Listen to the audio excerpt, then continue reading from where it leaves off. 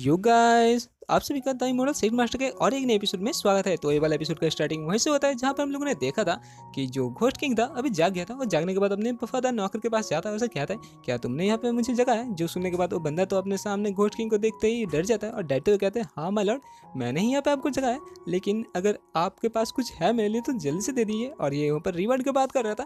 तभी जो सुनने के बाद अभी डीमन गॉड कहते हैं कि हाँ मेरे पास तुम्हारे लिए बहुत कुछ है, लेकिन तुम्हें पता है ना ये तुम्हारा जो गॉड है अभी यहाँ पे जाग चुका है और ये बहुत दिनों से सोया था, तो मुझे यहाँ पे बहुत सारा भूख लग गया और जो पानी में न्यूट्रिशन था ना वो बहुत कम था, लेकिन तुम्हारा जो बॉडी है ना उसमें बहुत सारे न्यूट्रिएंट्स है, कुछ देर के लिए तो मेरा काम चल ही जाएगा। और ये कहने के बाद उसे खाने के लिए आगे बढ़ता है, लेकिन तभी वो बंदा कहता है, नहीं नहीं माय लॉर्ड, मेरे साथ ऐसा नहीं हो सकता, मेरे साथ यहाँ पे धोखा हो रहा है। और ये गॉड कहाँ किसी का बात सुनने वाला था, वो जल्द से जाता है और उस बंदे को कच्चा ही निकल जाता है। जो देखने के बाद यहाँ पे लूबी बहुत ही डर जाती है और कहती है, क्या उसने अपने यहाँ पे वफादार नौकर को ही खा लिया?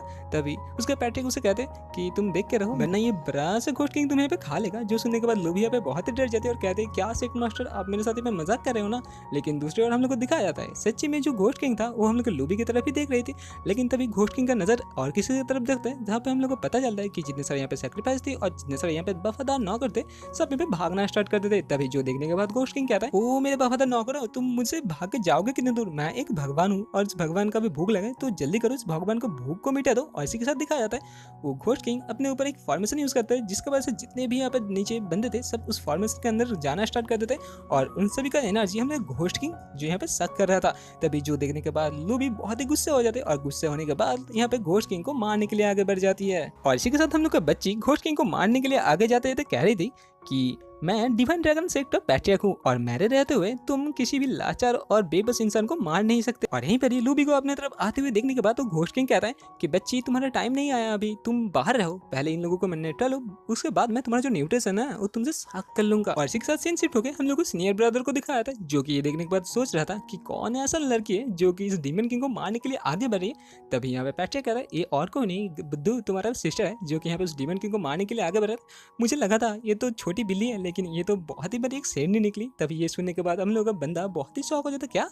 मेरा छोटा सिस्टर ये करना चाहती है? तभी वो कहता है, पैट्रियर्क जल्दी कीजिए ना, मेरी जो सिस्टर है उसे बचा लीजिए। तभी पैट्रियर्क कहता है, क्या तुम अपने सिस्टर को बचाना नहीं चाहते? वो कहता है, हाँ मैं बचाना चाहता हूँ। तो कहता है, ठीक है मैं तुम्हें पावर देता हूँ, तुम जाओ जाकर बचा लो। और इसी के साथ फिर से सीन शिफ्ट हो जाता है, जहाँ पर हम लोग को दिखाया जाता है लूबी को डीमन किंग बहुत दूर झड़क देता है। हम लोग को लूबी दूर जाकर एक चट्टान के साथ टकरा जाती है और लूबी को यहाँ पे बहुत ज्यादा चोट आ जाता है, जहाँ पर उसका इंटरनल डैमेज हो चुका था। तभी लूबी फिर से अपने जो तलवार है उसे यूज करने के बाद हम लोग घोस्ट किंग को मारने के लिए आगे बढ़ते हैं, लेकिन जिसे देखने के बाद अभी घोस्ट किंग कहता है, छोटी बच्ची पहले तो तुम अपने खाली हाथ कुछ नहीं उखाड़ पाए, अभी तुम एक तलवार की मदद से मेरे क्या करोगा? ये तलवार ना मेरे लिए स्टिक है।